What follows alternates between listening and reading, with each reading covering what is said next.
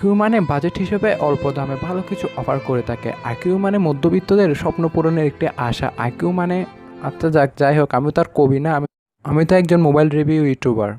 So hello guys, কেমন আছেন সবাই? আশা করি যে যেখানে আছেন অনেক ভালো আছেন। Welcome to online take pro Bangla. So guys, আজকে ভিডিওতে আমরা iqoo নিউ 6 স্মার্টফোনটি ফার্স্ট ইমপ্রেশন সম্পর্কে জানবো। চলুন বন্ধুরা ভিডিওটি শুরু করি। বন্ধুরা ভিডিওটি শুরু করার আগে যে কথাটি না বললেই না, আপনি যদি অনলাইন টেক প্রো বাংলা এই চ্যানেলে এখনও নতুন হয়ে থাকেন তাহলে প্লিজ সাবস্ক্রাইব করে হয়ে যাবেন এই চ্যানেলে ফ্যামিলি মেম্বার এবং পাশে থাকা বেল আইকনটি অল করে দিবেন। সো গাইস, iqoo কিন্তু লঞ্চ করতে যাচ্ছে iqoo নিউ 6 নামে নতুন একটি স্মার্টফোন। সো গাইস, iqoo স্মার্টফোনগুলো মূলত বাজেট ফ্রেন্ডলি হয়ে থাকে, তবে বাংলাদেশি টাকায় না। প্রথমে যদি এই স্মার্টফোনটি ডিজাইন এবং বিল্ড কোয়ালিটি নিয়ে কথা বলি, এই স্মার্টফোনটির ব্যাগে আপনি গ্লাস প্লাস্টিক স্যান্ডউইচ ডিজাইন পাবেন এবং এর ফ্রেমে থাকছে প্লাস্টিক এবং উপরে এক সাইডে বসানো হয়েছে এর ক্যামেরা ব্যাম এবং নিচে মাঝ বরাবর থাকছে iqoo ব্র্যান্ডিং। এই স্মার্টফোনটির থিকনেস করা হয়েছে 8.5 মিলিমিটার এবং ওজন করা হয়েছে 190 গ্রাম। এই স্মার্টফোনটির ব্যাগে প্রোটেকশন হিসেবে কি থাকছে তা আসলে আমি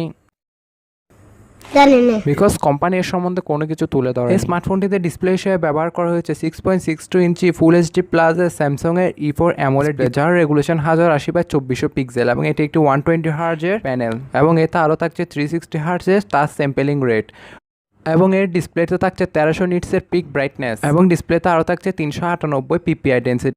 এই ডিসপ্লেটির স্ক্রিন টু বডি রেশিও হচ্ছে 85.2% এবং ডিসপ্লেতে আরও থাকছে HDR10+ এর সাপোর্ট। বন্ধুরা, এখানে 1300 নিটসের পিক ব্রাইটনেস থাকে, আপনি সরাসরি রোদের আলোতে ব্যবহার করার সময় তেমন কোনো প্যারায় পড়তে হবে না। প্লেসমেন্ট নিয়ে বললে এখানে শুধু একটি জিনিসই মিস করবেন, সেটা হচ্ছে আপনি 3.5mm হেডফোন জ্যাক।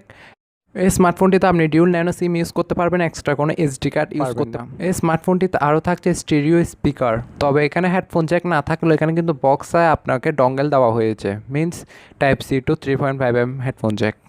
ক্যামেরা নিয়ে বললে স্মার্টফোনটি ব্যাকে আপনি ট্রিপল ক্যামেরা সেটআপ পাবেন, যেটার প্রাইমারিতে থাকছে 64 মেগাপিক্সেলের মেইন ওয়াইড সেন্সর, যার অ্যাপারচার 1.89 এবং এটা একটা স্যামসাংয়ের GW one piece sensor. Back ক্যামেরায় আরও থাকছে OIS মিন অপটিক্যাল ইমেজ স্টেবিলাইজেশন। এটির কাজ হচ্ছে অনেক সময় আমরা ভিডিও করার সময় আমাদের হাত নড়ে, এই কারণে ভিডিও তো শেখে ইফেক্টটা চলে আসে। আর OIS এটা থাকলে ভিডিওতে যদি হাত হালকা পাতলা নড়েও তাহলে ওই ভিডিওতে শেখে ইফেক্টটা আসবে না, মানে সম্পূর্ণ স্টেবল ভিডিও দেওয়ার চেষ্টা করবে।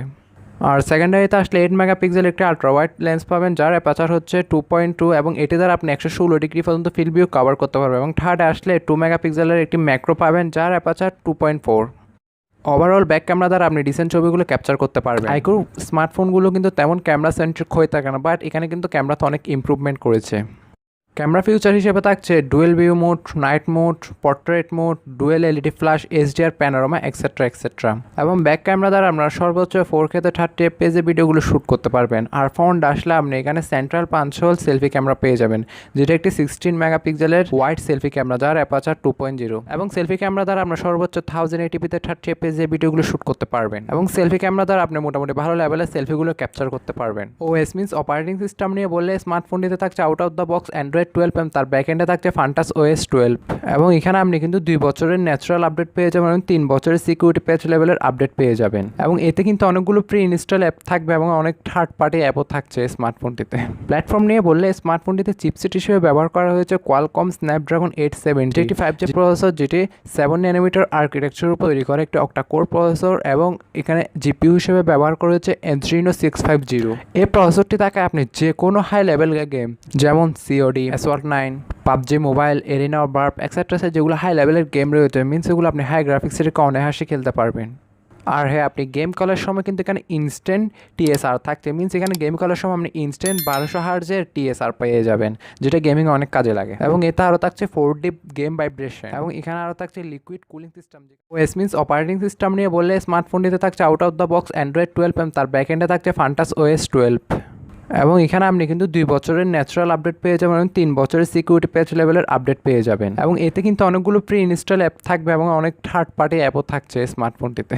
প্ল্যাটফর্ম নিয়ে বললে স্মার্টফোনটিতে চিপসেট হিসেবে ব্যবহার করা হয়েছে কোয়ালকম স্ন্যাপড্রাগন 870, যেটা একটি 5G প্রসেসর, যেটি 7 ন্যানোমিটার আর্কিটেকচারের উপর তৈরি করে একটি অক্টা কোর প্রসেসর এবং এখানে GPU হিসেবে ব্যবহার করা হয়েছে Adreno 650। এই প্রসেসরটি থাকে আপনি যে কোনো হাই লেভেল গেম যেমন COD, SWORD 9, PUBG mobile, arena, burp sharp etcetera যেগুলো হাই লেভেলের গেম রয়েছে, মিনস এগুলো আপনি হাই গ্রাফিক্সের অনায়াসে খেলতে পারবেন। আর হ্যাঁ, আপনি গেম কলের সময় কিন্তু এখানে ইনস্ট্যান্ট টিএসআর থাকছে, মিনস এখানে গেম কলের সময় আপনি ইনস্ট্যান্ট 1200 হার্জের টিএসআর পেয়ে যাবেন, যেটা গেমিং অনেক কাজে লাগে। এবং এতে আরও থাকছে 4D গেম ভাইব্রেশন, এবং এখানে আরও থাকছে লিকুইড কুলিং সিস্টেম, যেখানে অতিরিক্ত গেমিং করার সময়ও গরম হয়ে যায়, তাহলে ওই লিকুইড কুলিং সিস্টেমটা মোবাইল ফোনটিকে আগের অবস্থানে ফিরে নিয়ে আসবে খুবই তাড়াতাড়ি। ওয়ালকম স্ন্যাপড্রাগন 870 এই প্রসেসরটি থাকায় স্মার্টফোনটিতে যে কোনো এডিটিং কাজ এবং মাল্টিটাস্কিং খুব সহজেই করতে পারবেন আপনি। ব্যাটারি নিয়ে বললে স্মার্টফোনটিকে ব্যাকআপ করার জন্য থাকছে 4700 mAh একটি ব্যাটারি, তার সাথে বক্সে প্রোভাইড করেছে 18 ওয়াটের একটি ফাস্ট চার্জার, যেখানে ভিভো মেনশন করেছে। আর iqoo মানে তো ভিভো সাব ব্র্যান্ড, তাই এখানে চার্জারে ভিভোটি মেনশন করেছে।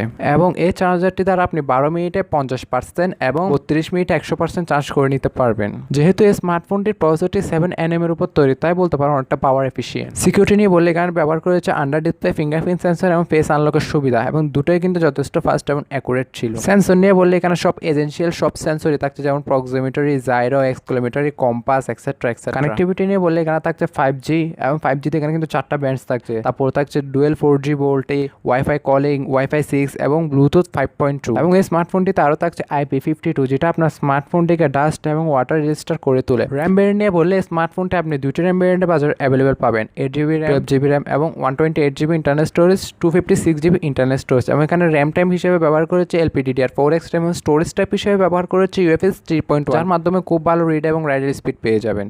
এই স্মার্টফোনটি দুটি কালারের বাজারে অ্যাভেলেবেল পাবেন, dark, Nova, cyber red. Guys, এবার কথা বলা যাক স্মার্টফোনটির প্রাইসিং এর ব্যাপারে। স্মার্টফোনটির প্রাইসিং এর ব্যাপারে বলার আগে কথাটি না বললেই না, আপনি যদি অনলাইন টেক প্রো বাংলা এই চ্যানেলে এখনো নতুন হয়ে থাকেন, তাহলে প্লিজ সাবস্ক্রাইব করে হয়ে যাবেন অনলাইন টেক প্রো বাংলার এই চ্যানেলের ফ্যামিলি মেম্বার, পাশে থাকা বেল আইকনটি অল করে দিবেন। যদি আগে থেকেই সাবস্ক্রাইব করা থাকে তাহলে অবশ্যই আপনাকে অসংখ্য ধন্যবাদ। সো গাইস, এই স্মার্টফোনটির বেস ভ্যারিয়েন্টের প্রাইস ইন্ডিয়াতে রাখা হতে পারে প্রায় 25 থেকে 30,000 রুপির কাছাকাছি, আর বাংলাদেশে আসলে স্মার্টফোনটির বেস ভ্যারিয়েন্টের প্রাইস রাখা হতে পারে প্রায় 35 থেকে 40,000 টাকার কাছাকাছি। আর এর যদি লঞ্চিং ডেট সম্পর্কে বলি, তাহলে এর সম্বন্ধে কোনো তথ্য এখন আমি পাই না, যদি পেয়ে থাকে তাহলে অবশ্যই আমি পিন কমেন্টে দিয়ে দেবো। আর হ্যাঁ গাইস, এই স্মার্টফোনটির কোনো স্পেসিফিকেশন যদি কোনো প্রাইস এবং লঞ্চিং ডেট যদি নচর হয়ে থাকে, মিনস কম বেশি হয়ে থাকে, তাহলে অবশ্যই আমি সব কিছু পিন কমেন্টে দিয়ে দেবো, আপনারা অবশ্যই পিন কমেন্টে চেক করে নিতে পারেন। সো গাইস, আজকে ভিডিও এ পর্যন্ত, আশা করি সবার ভালো লেগেছে। সো গাইস, সব ভালো থাকবেন, সুস্থ থাকবেন, টেক কেয়ার, আল্লাহ হাফেজ। এবং যাওয়ার আগে শেষ একটি গুরুত্বপূর্ণ কথা, আপনি যদি অনলাইন টেক প্রো বাংলা এই চ্যানেলে এখনও নতুন হয়ে থাকেন, তাহলে চ্যানেলটি সাবস্ক্রাইব করার দাওয়াত এবং আমন্ত্রণ দুটোই রইল। আসসালামু আলাইকুম।